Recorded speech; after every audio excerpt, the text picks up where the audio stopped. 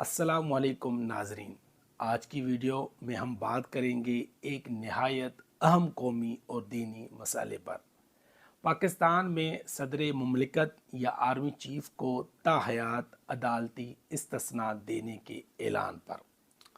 اسلام میں کوئی بھی شخص خواہ وہ جتنا بھی بڑا عہدہ رکھتا ہو، عدالت اور قانون سے بالاتر نہیں ہو سکتا۔ یہ بات صرف ایک رائے نہیں بلکہ اسلامی شریعت، خلفائے راشدین کی سیرت اور آئینی اصولوں کی روح سے مطابقت رکھتی ہے۔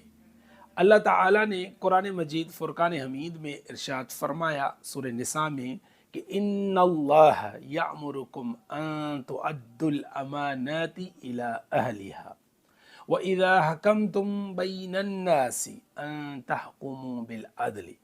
ترجمہ کہ اللہ تمہیں حکم دیتا ہے کہ امانتیں ان کے اہل لوگوں کے سپرد کرو، اور جب لوگوں کے درمیان فیصلہ کرو تو عدل کے ساتھ کرو۔